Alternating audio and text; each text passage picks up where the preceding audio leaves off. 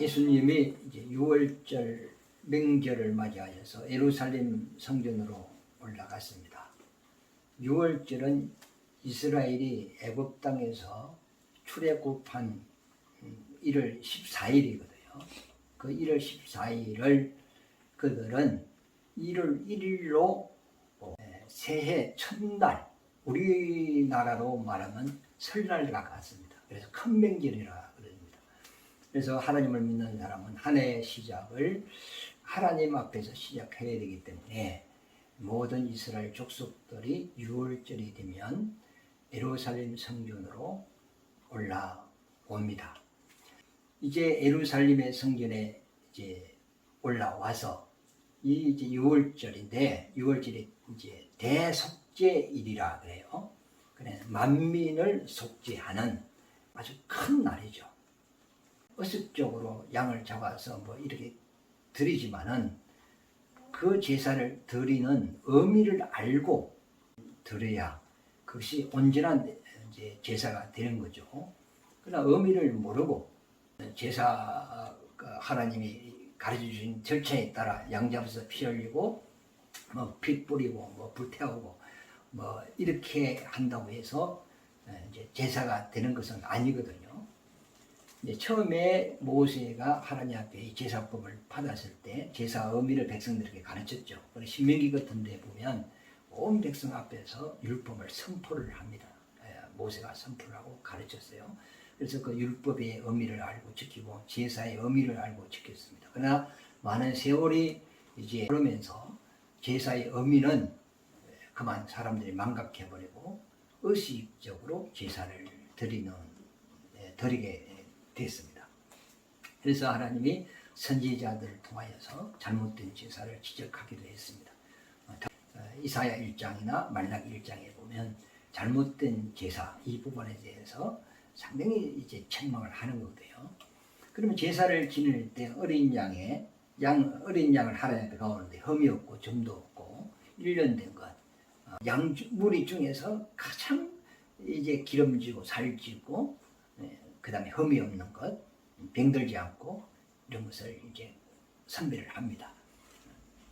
그래서 그 양 머리 위에 안수를 해서 사람의 죄를 여기 다 넘깁니다. 그리고 양을 잡아서 하나님께 제사를 드림으로써 이제 양이 죽음으로써 사람이 살아나온단 말이죠.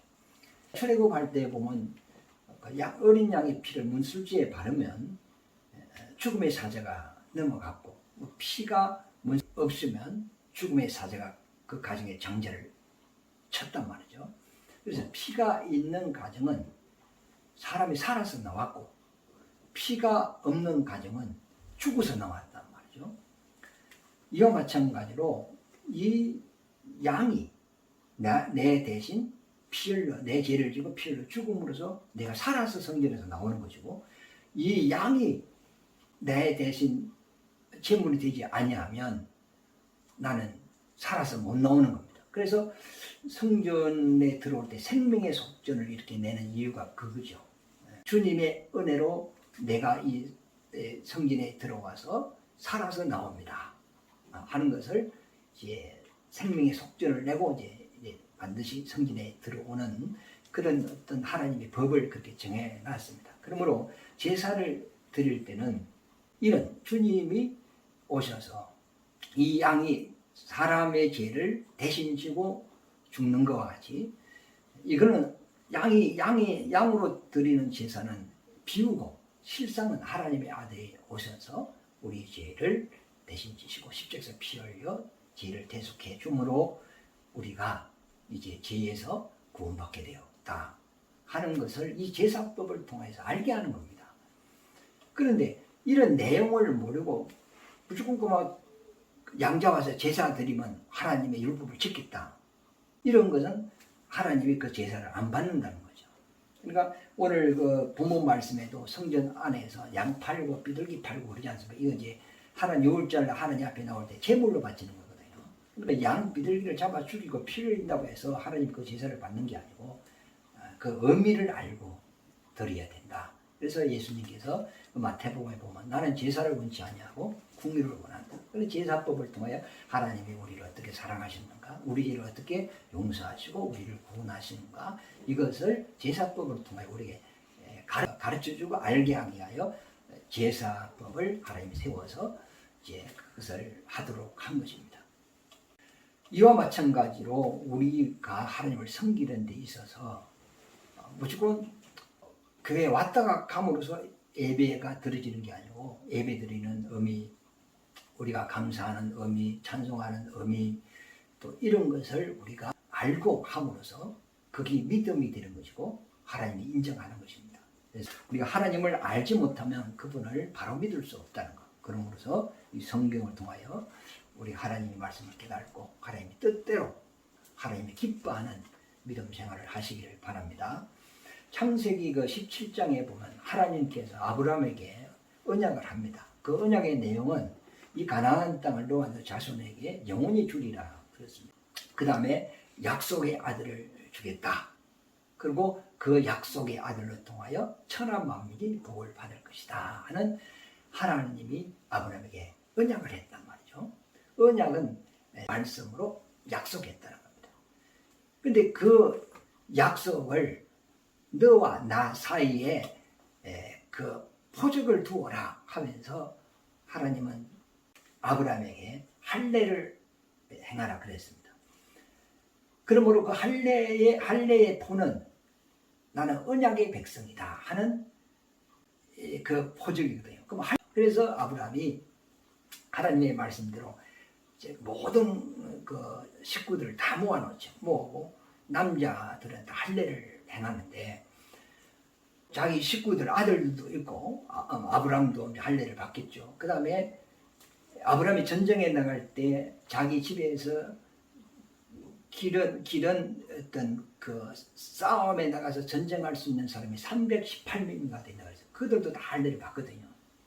그러면 할례를 그들에게 주기 전에 가족을 다 모아놓고 이 할례의 의미가 무엇인가를 가르쳤어요. 하나님이 나에게 이런 언약을 하셨다. 이 언약은 내 개인에게만 한 것이 아니고 너희에게도 해당이 된다. 그러므로 너희가 이 언약을 믿으면 할례를 받으라 이렇게 이야기를 한 거죠. 그러니까 아브라함의 그 가정에 있는 종이라든지 그 다음에 돈 주고 사온 노예라든지 뭐 엘리멜렉이라든지 뭐 그 또 이스마일이라든지 그 가정에 있는 모든 남자는 다 할례를 다 받았단 말이에요. 그러니까 할례를 주기 전에 할례의 의미를 가르치고 할례를 줬단 말이에요.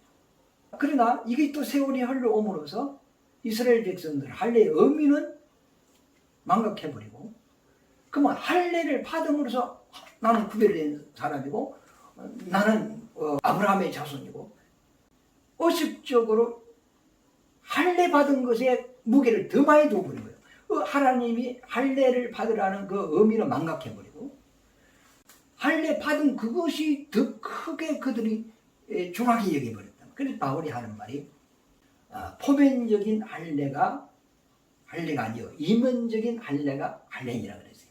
그러니까 육체의 할례를 행함으로써 너가 언약의 백성이 되는 것이 아니고, 비록 생식기의 할례를 행하였다 할지라도 너 마음에 이민적인 내면적으로 하나님의 언약이 너 마음에 없으면 너는 언약의 백성이 아니다. 바울이 이렇게 이야기를 했죠. 우리가 신약에서는 이제 할례 대신에 우리가 세례를 받잖아요. 내가 예수와 함께 죄에 대하여 죽고 의에 대하여 내가 살았습니다. 이 신앙 고백으로 우리가 세례를 받는다.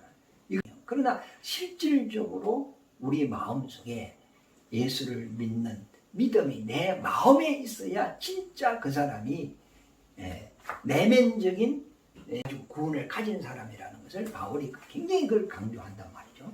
그러니까 오늘날 우리가 행위적으로 교회를 가고 찬송하고 뭐 주여 믿습니다 하지만 그 하나님은 그 예모도 보지만 중심을 본다는 겁니다. 너 속에 내 언약이 있는지, 내 생명이 있는지, 내 피가 있는지, 내 이름이 있는지, 너 마음 속에 천국이 있는지 그 중심을 본다고 이렇게 말씀했습니다.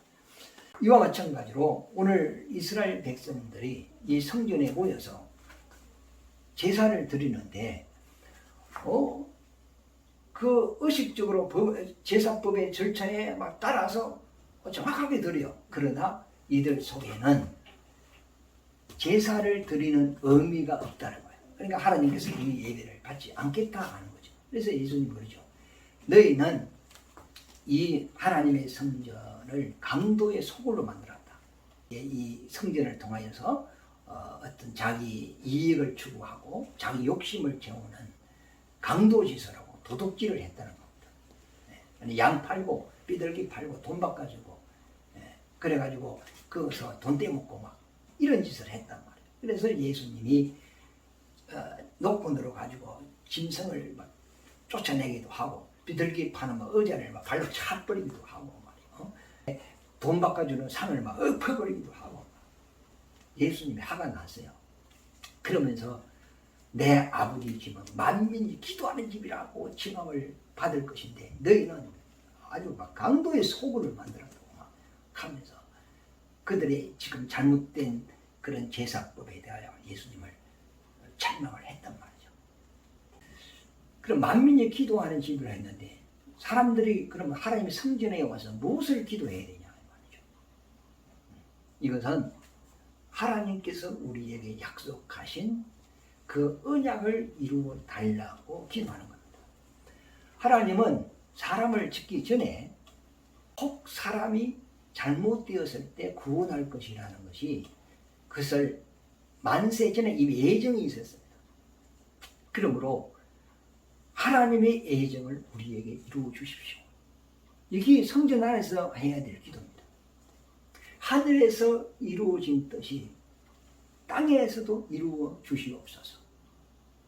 시편 80편 1절에 보면 다윗이 성령에 감동되어서 환상이 열렸어요. 그런데 하나님의 보좌 우편에 인자가 있습니다. 그때 다윗이 기도하기를 그 인자의 머리에 안수하여서 우리의 구원자로 보내주시옵소서. 뭐죠? 예수를 보내주시옵소서. 그게 다윗의 기도였어요. 누가복음 2장에 보면 시몬이라는 사람이 있습니다. 그는 성령이 충만한 사람인데 하나님이 그에게 말씀하시기를 너는 메시아를 보기 전에는 죽지 않는다 그랬어요. 그래서 이 사람이 늘 성전을 떠나가지 않냐고 성전에서 금식하고 기도했습니다. 성경에는 이스라엘의 회복을 기다리는 사람이라고 했어요. 그럼 이스라엘의 회복이 예수님이 와야 회복이 되는 겁니다. 그러니까 이 사람은 성전을 떠나가지 않고 하나님의 언약이신 메시아가 오기를 기다리고 기도하고 기도했습니다. 그런데 마리아가 난지 8일 된 예수님을 품에 안고 할례를 받기 위하여 예루살렘 성에 딱 들어가는데 시몬이 성에 감동이 되면서 예수를 보고 메시아인 줄 알아봅니다. 그러면서 막 찬송을 하고 박수를 치면서 할렐루야 할렐루야 하면서 예수님을 알아본단 말이죠. 이제는 내 눈으로 주님이 오시는 걸 봤으니 내가 이제 죽어도 한이 없다 이 말이죠. 그리고 난 이후에 또 2장 2에서 안나라고 하는 여선지가 있었습니다. 결혼한 지 7년 남편과 같이 살다가 계속 성전을 떠나가지 않냐고 84살까지 성전을 섬겼습니다. 섬겼는데 또 이분은 이스라엘의 속량을 기다리는 사람이라고 했어요. 그 이스라엘의 길을 속량하실 분이 누구죠? 예수님이죠. 이 안나도 예수님을 기다리고 그분을 오시기를 고대하고 기도한 분이었어요. 그래 성전 안에 들어와서 뭐 돈 달라 복 달라 뭐 사업 잘 되게 해달라 이렇게 기도하는 것은 성경에 없어요. 이 성전 안에서는 우리의 메시아를 보내주십시오. 그러면 그분이 오면 이 예루살렘 성전에 오셔서 6월절 어린 양이 되어서 세상지를 지고 이 예루살렘에 올라와서 십자가에 못 박혀 인류의 죄를 대속한다는 겁니다. 그래서 예루라는 것은 준비했다는 겁니다.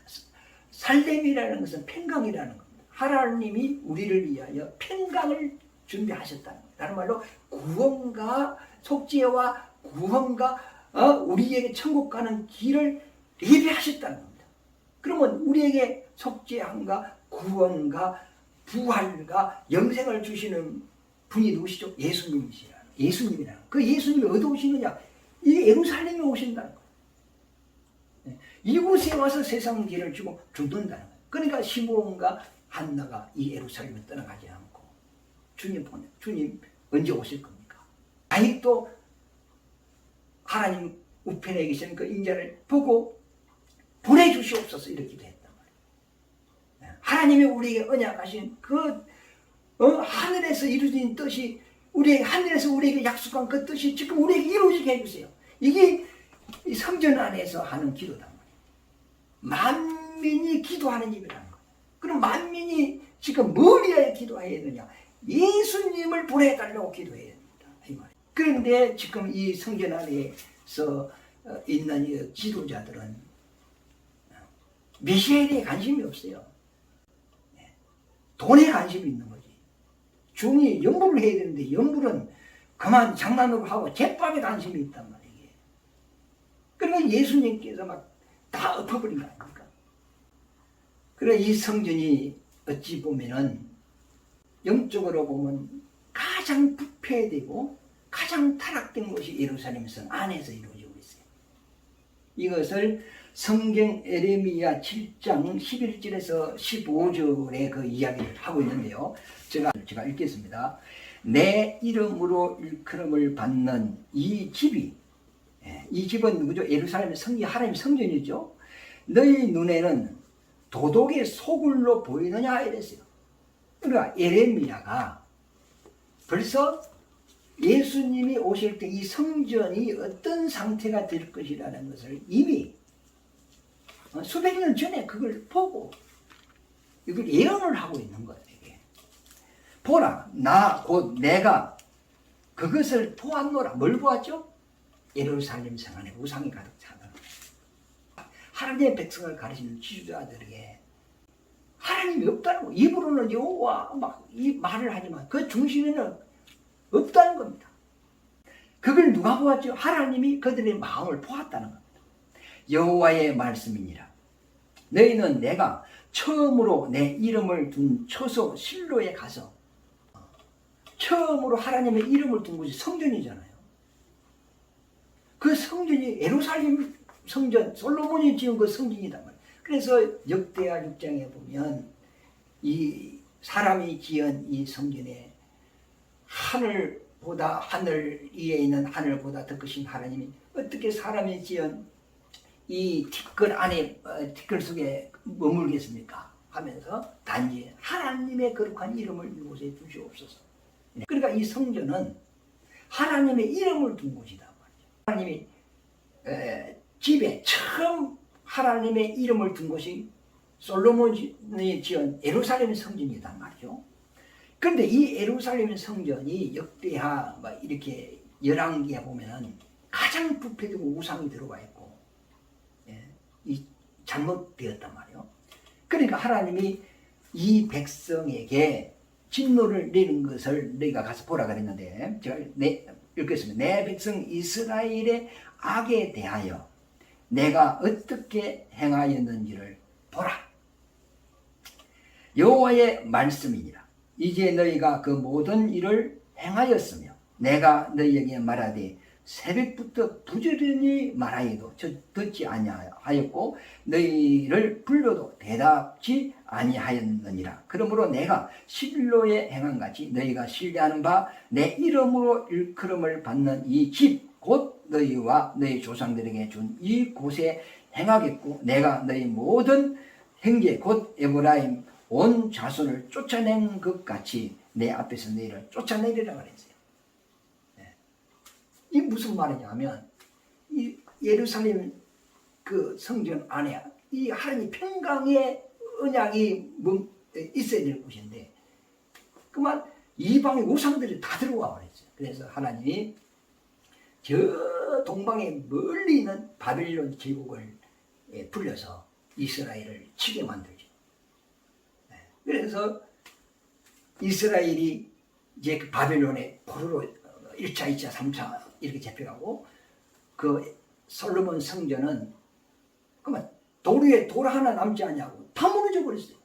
동쪽에 그 통곡엽에 조금 남겨놓고 그 화려한 금으로 지은 말이요. 그 성전이 다 무너져 버렸거든요. 그리고 바벨론 포로로 70년 살다가 하나님께서 자기 백성을 돌아봤단 말이에요. 그래서 스룹바벨 중심으로 해가지고 다시 예루살렘으로 포로가 돌아와서 스룹바벨 성전이 또 재건이 됩니다. 재건이 되었는데 참 솔로몬이 지은 그 성전에 비하면 초라하죠. 그래서 성전이 성전답지가 않았어요. 그래서 헬롯 왕이, 헬롯이라는 사람은 이스라엘 사람이 아니죠. 에돔 사람입니다. 에돔 사람인데 이스라엘화 된 사람이거든. 이스라엘로 기하된 사람인데 로마 황제에게 잘 모여가지고 이스라엘의 분봉왕으로 파송된 사람이 헬롯 왕입니다. 그러니까 이 사람은 정치력이 대단한 사람입니다. 그래서 이스라엘의 민심을 얻기 위하여 이제 헬롯 성전을 지은 거죠. 아주 현대식으로 어떤 그 하나님의 성전이라고 백성들 앞에 이렇게 하려게 지었죠. 그것이 그 지었는데 예수님이 감난산에 딱 서셔서 제자들과 같이 있으면서 제자들에게 그러죠. 이 성전이 돌 위에 돌 하나도 남지 않고 다 무너지리라 그렇게 말을 합니다. 그래서 제자들이 선생님 46년 동안 지었는데요. 했더니 다 무너진다는 거예요. 이게. 예수님 당시에 가장 부패된 자들이 영적으로 타락된 자들이 성전 안에 예루살렘 성전 안에 있을 거예요. 그거 다 무너뜨렸습니다. 그리고 지금 있는 것은 하나님의 성전이 없어요. 뭐죠? 오로마 뭐 지금 그 이스라엘 성진가 지금 거기 서 있거든요. 그 이제 하나님의 성전의 터 위에 거기 서 있는 거죠 지금. 있는데 그거는 4개 종파가 그걸 지배를 해요. 유대교, 이슬람, 천주교, 기독교는 천주교 안에 같이 들어가 있는 겁니다. 천주교, 동방정교회 이래가지고 그 하나님의 성전에 터 있는 그곳에 오로마 사원이 딱 지어져가지고 4개 종파가 지금 딱 지배를 하고 있어요. 그러니까 솔로몬 성전, 성막도 사라졌죠. 솔로몬 성전도 무너졌죠. 스룹바벨 성전도 무너졌죠. 헬롯이 지은 것도 다 무너져버렸죠. 왜? 가장 그것이 부패되었단 말이에요. 지금 오로마 이상한 이슬람 오로마 성지 있지만은 앞으로 이제 그는 또 사라질 거면 사라지고 또 예루살렘 성전을 짓게 됩니다. 그래 이스라엘 소원은 예루살렘 성전이 회복되는 것이 소원이잖아요. 그걸 지을 준비를 다 해놨어요 지금. 그러나 앞으로 예루살렘 성전이 지어지는데 그것도 계시록의 18장에 그렇게 보면은 그곳의 중심이 음녀가 되고요. 그 성전에 딱 앉아서 나를 섬기라 하는 자가 누군지 아세요? 그게 적그리스도입니다. 그러니까 성전은 다 무너졌어요. 지금 성전은 우리 영혼입니다. 영혼 속에 주님이 들어와 있는 겁니다. 내 심령이 주님 모시는 성전이단 말이에요. 그래서 내가 너희 안에, 너희는 내 안에.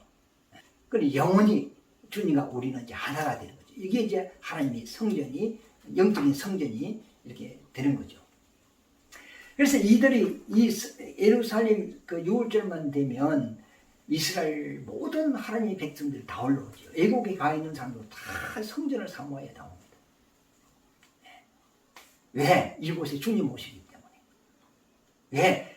이곳에 믿음이 있는 사람들은 이곳에 주님을 기다리고 있단 말이에요. 이곳에 가서 주님이 우리 대신 십자가 지고 피 흘려주시고 우리 죄를 대속해 주시고 그리고 죽은 자가 3일날 보내서 또 이 예루살렘 있는 이곳에서 하늘을 성취하고 다시 오실 때도 이곳에 온단 말이죠. 그러니까 이곳이 굉장히 중요한 겁니다. 굉장히 중요한데 이곳에 또 누가 마귀가 역사하고 있다. 그래서 우리가 이제 그 예루살렘 교회 이렇게 하는데 예루살렘 교회는 예루살렘 성전이 아니고 성전 밖에 있는 그 마가 다락방 있죠. 마가 다락방. 그게 성령이 최초로 임한 것이죠. 임하여서 거기서부터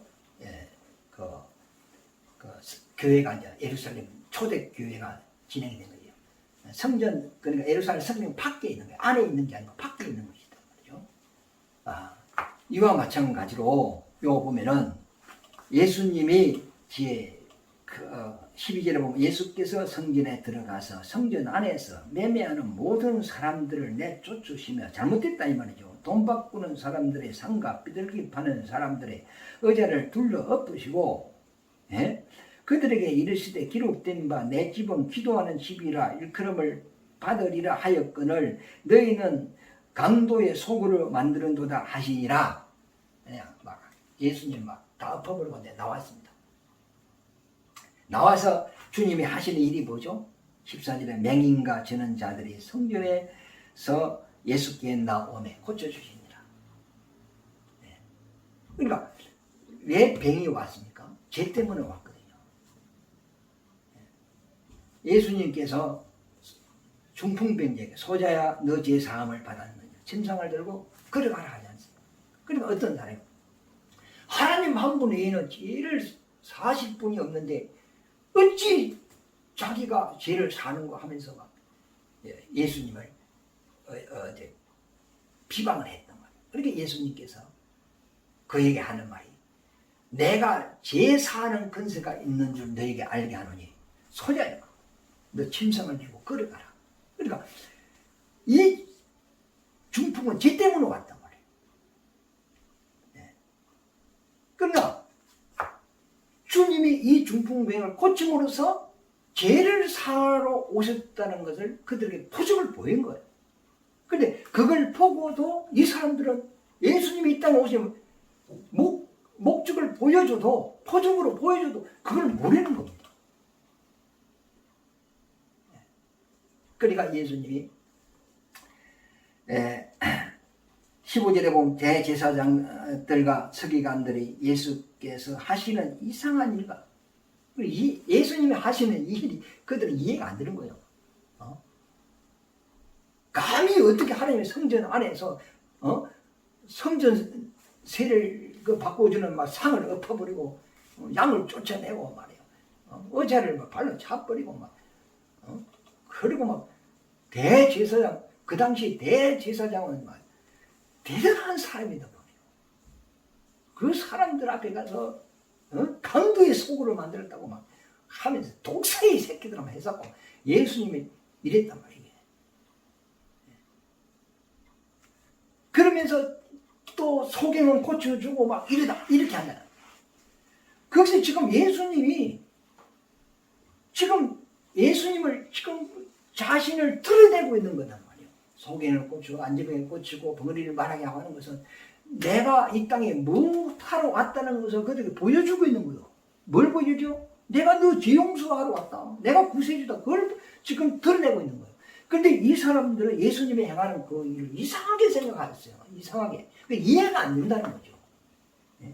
그리고 또 어린아이들이 예수님을 보고 호산나 호산나 주의 이름으로 오시는 이시여 하면서 막 찬송을 하고 그랬어요. 그러니까 이 종교 지도자들이 막 조용해라 조용해라 신성모독한다고 막 그들을 막 말을 못하도록 막았단 말이에요. 그러니까 이 사람들이 예수에게 어린아이들이 지금 하는 소리를 듣느냐? 했더니 예수께서 하시는 말씀이 너희는 성경에 어린아이들의 말을 온전케 했다는 기록된 말씀을 읽어본 적이 있느냐? 했죠. 그리고 그들이 말을 못하죠. 어린아이들이 찬양하는 그 찬양을 하나님 온전하게 했다는 거예요. 그럼 이들이 지금 주님 보고 호산나 우리의 하나님 우리의 주님이시오 우리의 구원자시오 이 찬양하는 것이 이들의 찬양이 하나님 앞에 온전한 찬양이라는 거예요. 그럼 온전한 찬양이면 예수님이 곧 우리를 구원하러 오신 하나님 구원자라는 겁니다.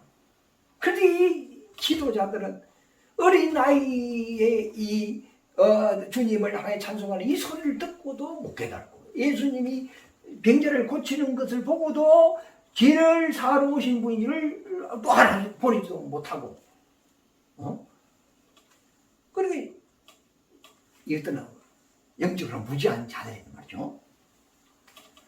16절에 예수께 말하되 그들이 하는 말을 듣느냐. 예수께서 이르시되 그렇다. 어린 아이와 젖먹이들의 입에서 나오는 찬미를 온전하게 하신다이다 함을 너희가 읽어본 적이 없느냐 하시고 그들을 떠나 성 밖으로 비단위에 가서 거기서 유하시니라. 그러니까 이 역사적으로 보면 하나님을 기다려야 되고 또 주님을 맞이해야 될 이 성전 평강의 예배된 이 장소에 가장 우상이 많이 들어왔었고 가장 타락이 많이 됐습니다. 역사는 반복하거든요. 그리고 오늘 중요한 것은 뭐냐? 이들은 제사를 하나님에 드렸지만 의미를 모르고 드렸다는 거예요. 내용 없는 제사라는 거예요. 그러므로 하나님이 그 제사를 안 받는다는 거예요. 우리가 교회 가서 앉아서 찬송하고 기도하고 했다 해서 하나님이 받으시겠느냐 이 말이죠. 내가 고기가 먹고 싶어서 내가 제사 진화를 했겠느냐? 예수님 그랬죠. 하나님 그랬죠. 산천에 있는 짐승이 전부 다 내 것 아니냐? 내가 돈이 없어서 예물을 가오라 했겠느냐? 세상에 있는 금과 은이 다 내 것 아니냐? 우리가 예물을 드리는 믿음을 부인하는 거잖아요. 제사를 드리는 것도 내용을 가지고 신앙 고백해야 되는 거죠. 그래서 우리가 찬송을 하더라도 믿음으로 해야 돼요. 예배를 드리는 것도 믿음으로 해야 돼요. 봉사를 하는 것도 믿음으로 해야 돼요. 그래야 하나님을 받는다. 지금 종말입니다. 종말이고 마지막 때는 가장 타락하는 곳이 교회입니다. 한국 교회는 사회로부터 인정을 받지 못하고 있습니다. 욕만으로 넘고 있습니다. 예루살렘 성전이 타락한 것 같이 지도자들이 타락한 것 같이 교회의 지도자들이 타락이 왔다는 것은 종말이 되었다. 타락이 극도로 잘했다. 이렇게 생각합니다. 그러면 주님 오실 때가 됐다 이 말이죠. 우리 정신 바짝 차리고 믿음 생활을 하시기를